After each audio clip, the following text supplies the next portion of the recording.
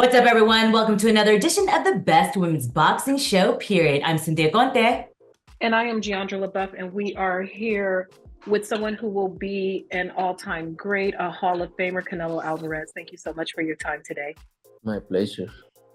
I wanted to start off with asking you, there's a saying in boxing about showing too much respect for your opponent. Some fight buildups are more drama than others. This one with Munguia has been very straightforward and par for the course. Do you think there is a such thing as showing too much respect for your opponent when you're building up to a fight? You know, I always respect my opponents. I know some of the times they come saying a lot of things, a lot of shit, talking a lot of shit, but to be respectful, that's what I like. That's the way I like, because if you see that kind of fighters who talk a lot, they and fight night they do nothing. When two fighters show respect each other, if you see the history, they are good fights. So it doesn't matter if you talk shit or be respectful. I think the fight is gonna be a good fight because that's styles. No, he come with everything. He come with that hungry mind. He come for all my belts, and I'm come for keep my belts. So it's gonna be a great fight. This is a big historical fight. It's Viva Mexico and Viva Las Vegas. What was the deciding factor that you decided Jaime Munguia was the one that's going to be your next opponent? Not David Benavidez, not Berlanga, not David Morrell, nobody else. I think Jaime Munguia was the perfect fight for this day. Two Mexican fighters for the first time fighting the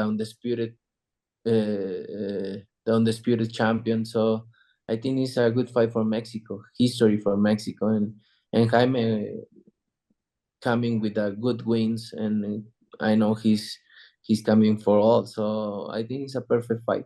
We all were anxiously awaiting to see what your next fight would be. We thought it would be with one promoter in conjunction with you, but now it is working with Oscar on the other side and Al Haymon on this side. What would you say is the biggest difference with putting on a big fight with Al Haymon and that team versus working with Oscar and that team? What do you think is the biggest difference?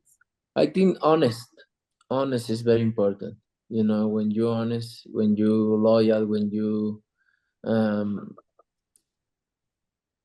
care about the people, I think that's the difference between Golden Boy and Al Haymon.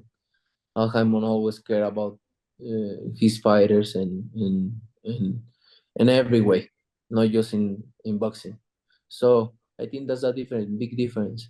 I did interview Oscar at his housewarming, and I brought up about you and that you guys had fallen out. And I said, do you guys think you guys can mend a relationship? And I could ask the same for you. And he said, I was hurt when he left Golden Boy for Matchroom. So I don't know if he truly is, but do you think maybe later on down the line, can CANELO put a hand out and shake Oscar's hand and maybe, just be friends? I don't have problems with him. I don't care anything about him. I don't have problems, but I don't want to be his friends. Just everything is good. I don't have nothing with you, but I don't want him close to me. I don't want that kind of vice close to me. So, but I have nothing with him. I'm good. As you touched upon with loyalty, I've always been impressed with you maintaining your same team the whole time. Sometimes when a fighter experiences a loss, they think they should change teams, but no matter what, you and your same team have been together. What's the key? What made you keep your same team together when I'm sure anybody would love to have you in their stable? Yeah. I think I know my team, and I know they are the best.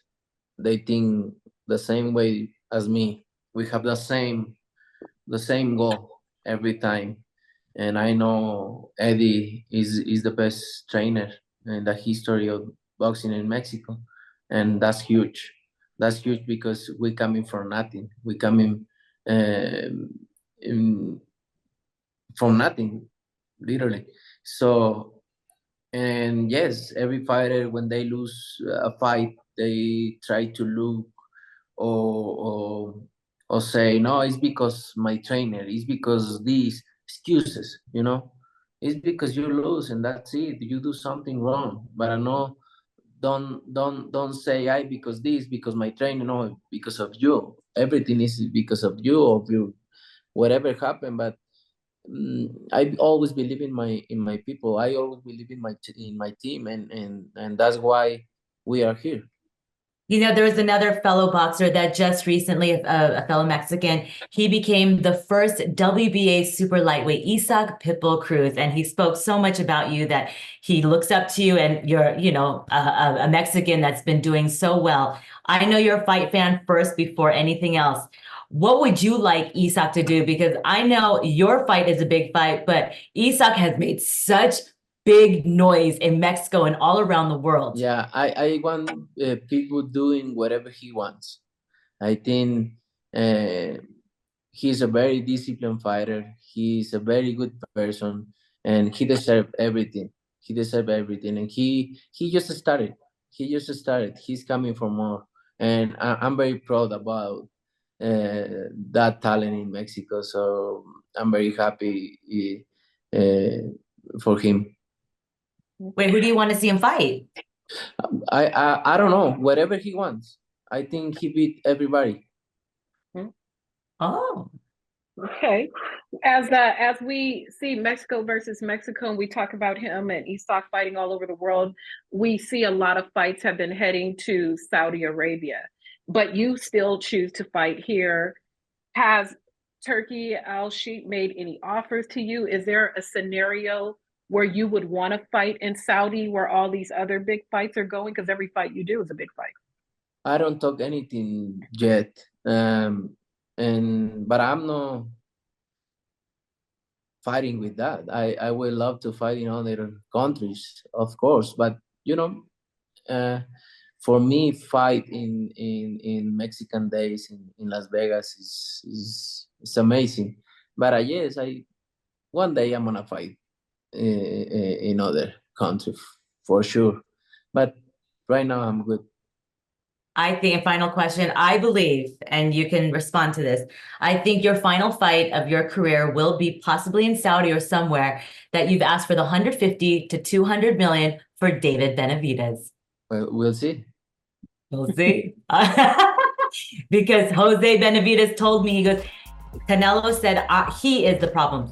Senior is the problem. He said if he took himself out of the equation, hopefully that fight can be made. So I said, Jose, get out of the equation. Let Canelo and Benavidez, David, make this fight happen for all the fight fans around the world.